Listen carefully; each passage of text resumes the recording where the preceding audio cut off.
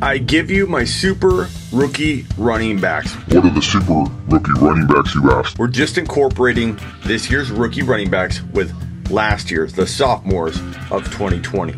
Why do we do this? Because we can. And it helps you look from a dynasty mindset. The super rookie rankings are probably the most popular rankings on sleeperu.com because people love dynasty, and this gets you in a dynasty mindset. So let's get to it. You see my top 8 super rookie rankings on screen here. Let's break it down. Top 5 running backs. You're watching the Fantasy Football Show.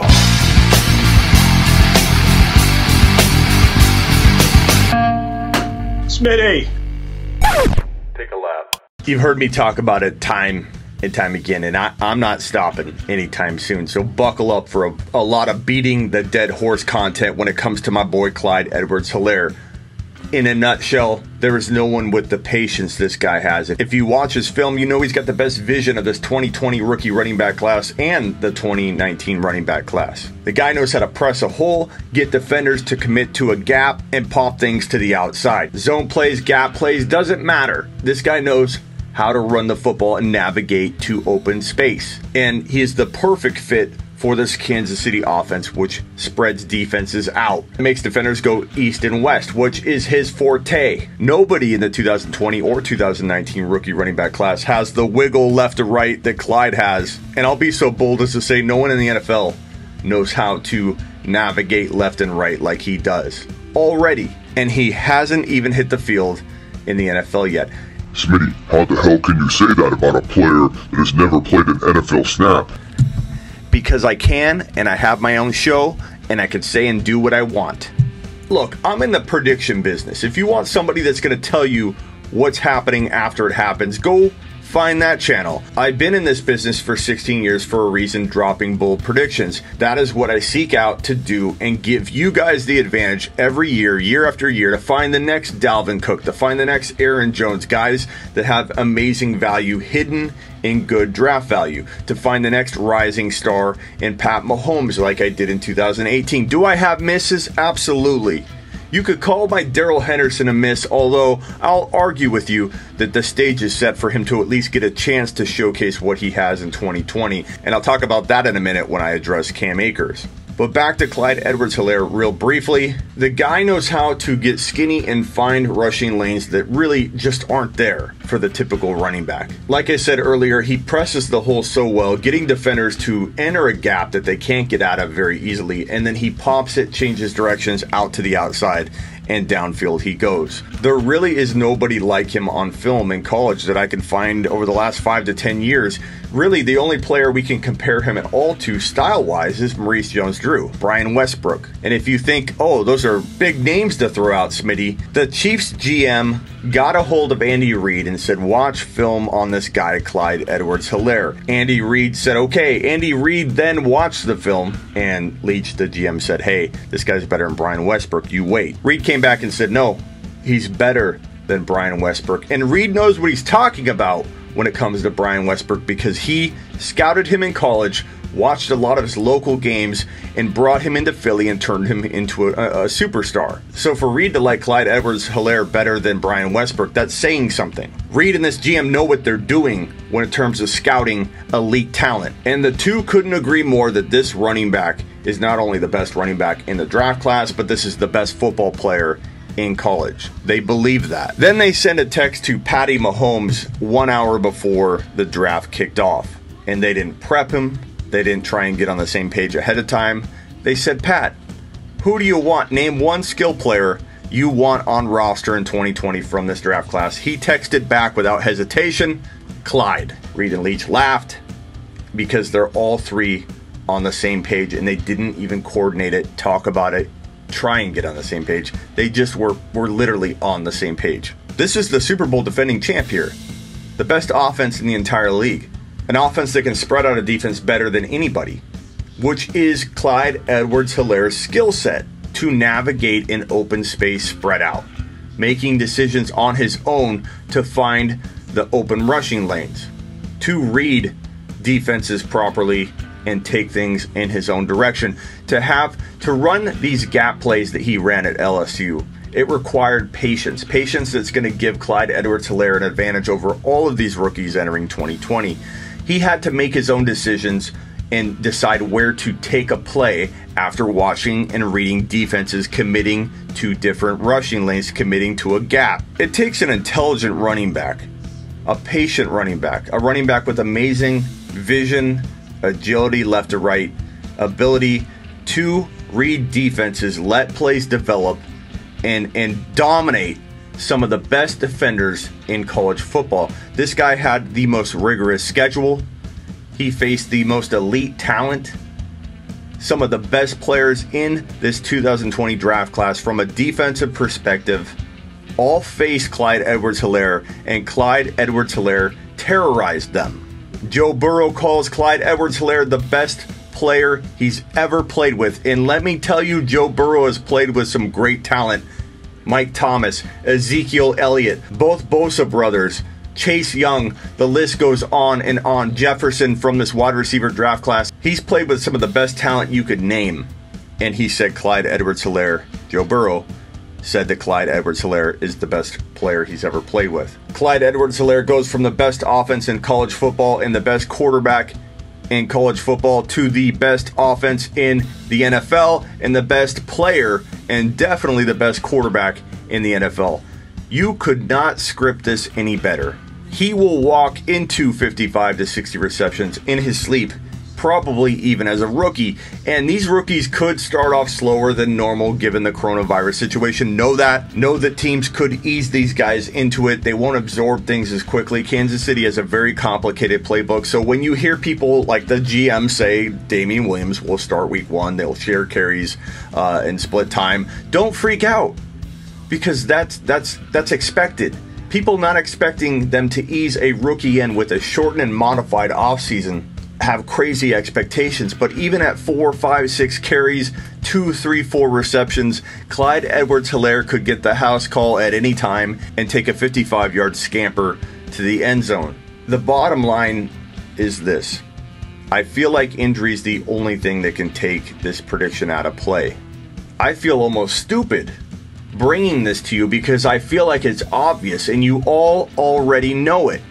But I've taken the temperature and pulse of every audience I've delivered this so-called bull content to, and there's resistance more than there is acceptance, meaning that people don't believe that Clyde Edwards-Helaire should be looked at as a top 1 to 5 running back of the future and top 10 running back of 2020. I'm here to tell you he's in my top 1 to 5 for rookie running backs. Now, I will draft him as late as I can. I will use ADP to my advantage as much as I can. That means I won't be taking him in the top 1 to 5 for as long as I don't need to. And in redraft, he's going in the 2nd round. He could fall to the top of the 3rd with the Damian Williams news, with the people freaking out about that the team won't use Clyde right, that what they did to Damian, they'll do to Clyde. Clyde was the 32nd overall pick. Reed took him as the first running back in this draft class. Reed took him in the 1st round. All of the backstories that I've just talked about with the GM and Reed talking, Pat Mahomes wanting Clyde Edwards-Helaire on roster, all of that is evidence that they will use this player they spent a ton of draft capital on in the 1st round, and they're going to use him early and often. Take him as late as you can.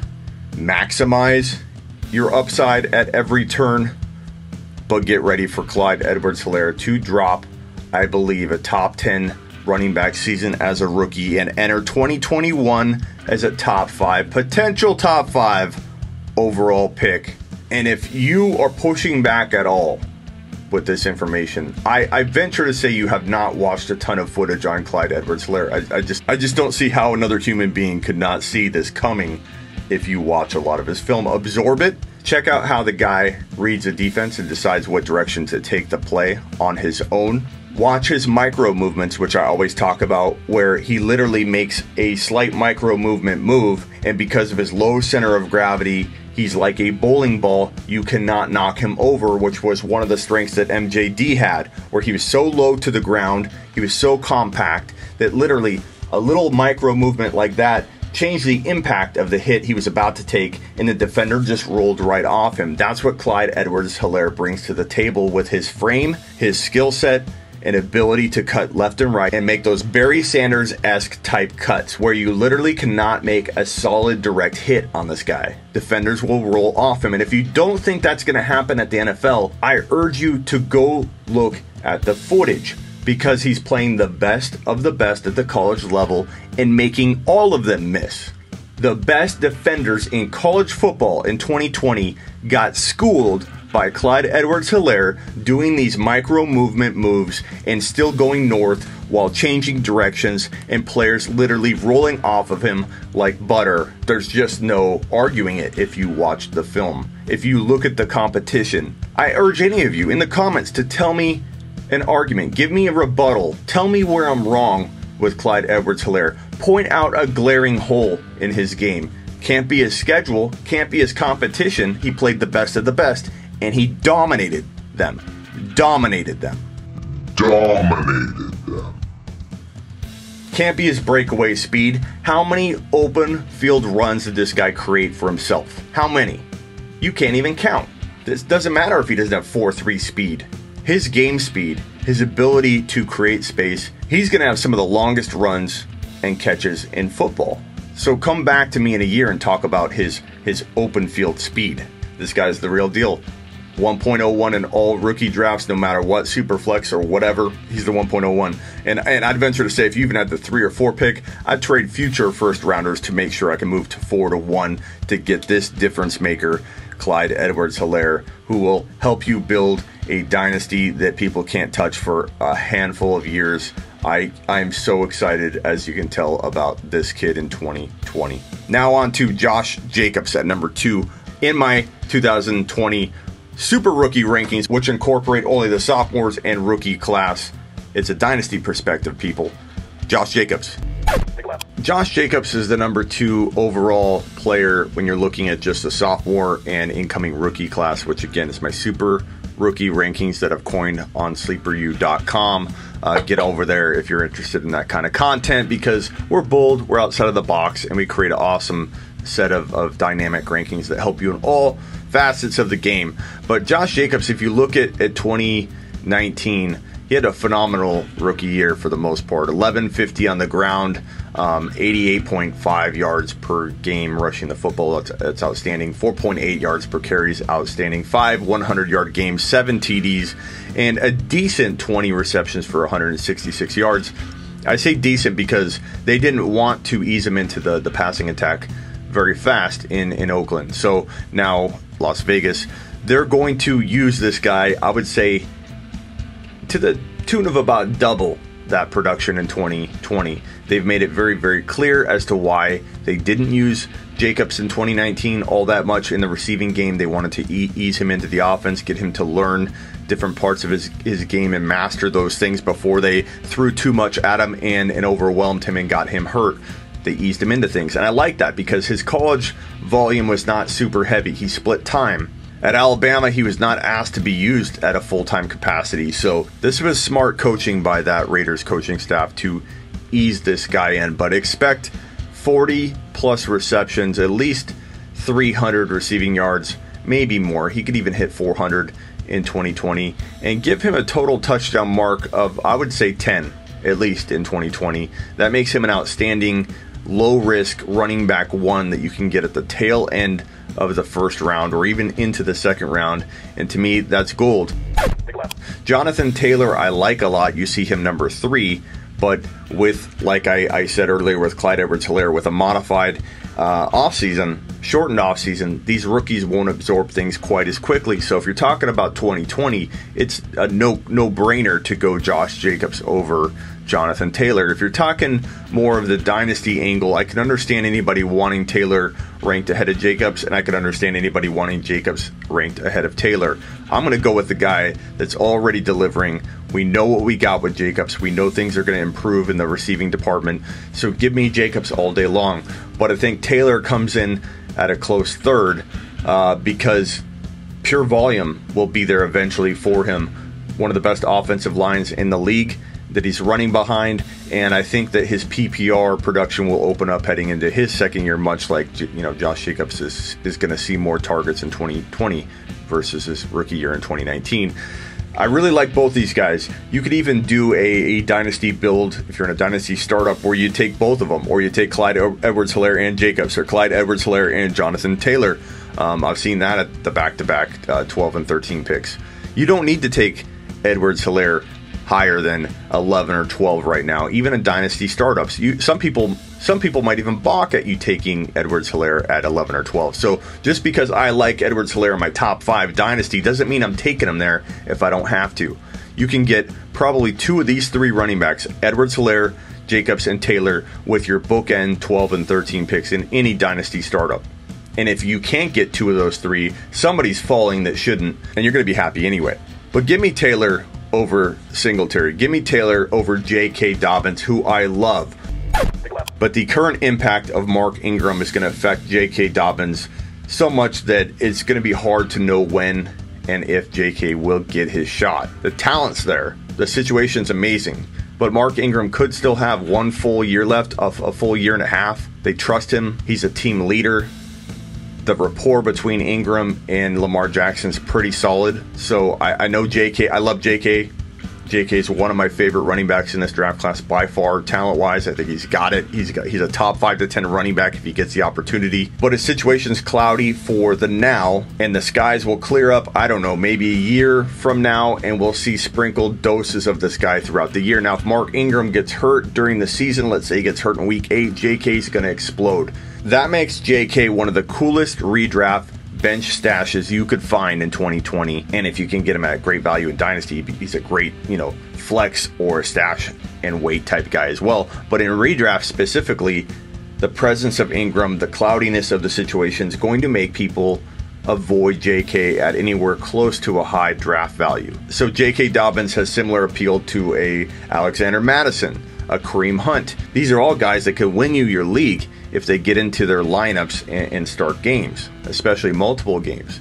So look at JK like that in redraft, a home run hitting league winner that you can get at a great value. And look at these top 4 guys, Edwards-Helaire, Jacobs, Jonathan Taylor, and Singletary, as more clear-cut now guys, but maybe not with as much upside as JK, at least Taylor and Devin Singletary. I think Josh Jacobs and Edwards-Helaire won't get bumped out of my 1-2, even if JK rises into that Ravens lineup. But starting for the Ravens, JK is my number 3. He vaults over even Jonathan Taylor, but that's me. I don't blame anybody for liking Taylor 1 or 2. I feel bad for those people. They haven't watched Clyde Edwards-Helaire footage, clearly, but I don't blame anybody for liking Taylor. Taylor's a great talent in a great situation if he's getting the carries and touches, but I don't know that he's going to get that right away. Mack's a really good running back, especially a receiving back.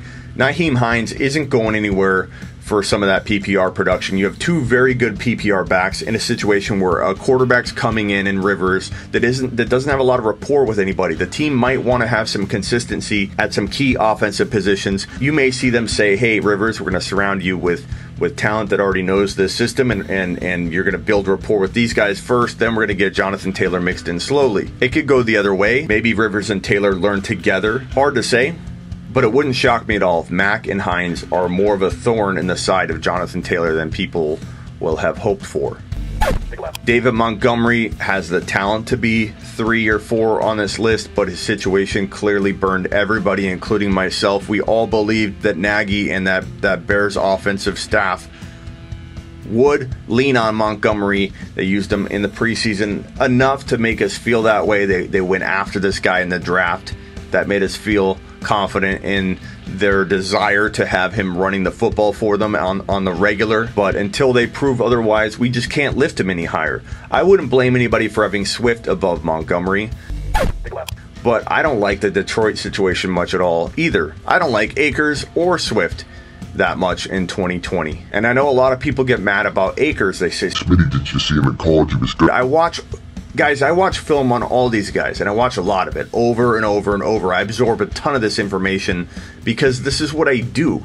So it's kind of funny when people act like I don't watch the footage on Akers. I watch the footage on Akers a lot. In fact, my question to people that come at me saying Akers is the number 1 running back in this draft class, my question is, do you watch the film? The guy's really raw. There are so many weaknesses and holes in his game, things he needs to improve upon at the next level, which he could. I'm not writing him off entirely, but you mix in all of the problems I see on film with the situation, a team that just failed Darrell Henderson, who they drafted very high as well. What makes anyone think that the team isn't going to do what they just did to Henderson to Akers, especially in a modified and shortened offseason where Akers, there's no way Akers can learn the offense properly and fast enough to get even close to half the work by week 4 or 5. So a door will be open, even if it's halftime, to Darrell Henderson to showcase his talents. The guy that only got 30 bad carries last year behind a bad blocking offensive line in a bad situation, and people act like they can say with a straight face that Darrell Henderson sucked last year. How can you say Darrell Henderson blew last year when he only got 30-something carries in bad situations? They weren't the best carries. He got hit behind the line of scrimmage, I can't count how many times. He didn't get a fair shake. You can get mad at his situation, but when you get mad at just him and talk about his play as if he failed, you again aren't watching any of the footage and you're hearing something from somebody else and regurgitating that. Darrell Henderson may fail, and I'm not going to sit here and tell you at all that I think the Rams have any clue what kind of talent they have across the board on their roster. They clearly don't. They could fail both Henderson and Akers and give Malcolm Brown all the work. We don't know. I'm not going to sit here and act like I know.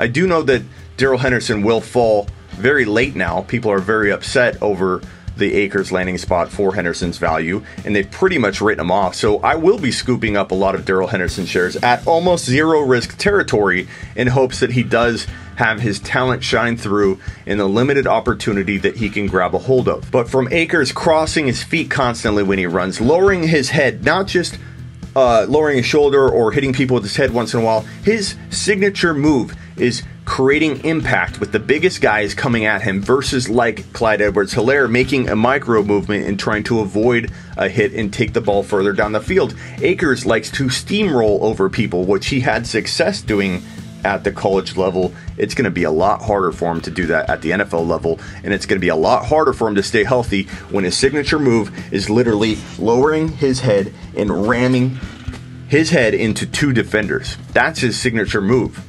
Over and over and over again. He knows no different. His instinct tells him 2 people are coming at him. Let me lower my head and literally try and knock them over and keep going. It worked in college. I'm not saying he doesn't have talent. I'm not telling you he doesn't have the speed or the strength to kind of do that at times. But he won't stay healthy with that rushing style, and it's how he runs the football. It's not 1 move, 2 moves, it's his signature move. If you watch his film, he's not patient reading defenses, waiting for plays to develop. He'll oftentimes hit a hole that hasn't even developed yet. He doesn't let the blocks develop. I've watched the film. I know what I'm talking about. I'm not suggesting that he can't overcome some of these deficiencies or get better. Players get better all the time at the next level. Some players don't look amazing coming out of college and they turn into amazing players. So don't get me wrong, the opportunity's still there. But again, it's about red flags and pairing that concern, all of those concerns, with his situation, which I think failed Darrell Henderson to an extreme and is very, very likely to fail Cam Akers because the Rams don't know what they're doing. From their logo to the usage of Todd Gurley back in the Super Bowl, oh, we forgot to use our best player, to all of the decisions and things that have happened in between and since. The Rams are a mess, and I'm not going near anybody on that team unless it's Darrell Henderson super late at low risk territory, or if Kupp were to fall really late or Woods. This offense feels risky. This offense feels like a disaster waiting to happen. Unless they give Darrell Henderson a chance, I don't see how this situation doesn't remain cloudy, especially at the running back position all year long. I'm hoping Darrell's talent wins out and he can open a bigger door for himself, because right now it's a cracked door. He'll get a shot. He's just got to take care of business, and I think there's a good chance he will. There you have it. If you want more of these rankings, I have obviously the quarterbacks, the wide receivers, the overall super rookie rankings where I combine all the positions. Get on over to sleeperu.com. These rankings are so sought after. People are always jonesing for updates, but I got news. Now with the new ranking system that I've implemented, the rankings are 365, always updated, never lagging. get some at sleeperu.com. And don't forget to subscribe and follow here on the Fantasy Football Show here on YouTube. You can always find the show quickly by going to smitty1.com. A little shortcut link for you, smitty1.com. Subscribe, follow, let's go. Top 5 running back. You're watching the Fantasy Football Show.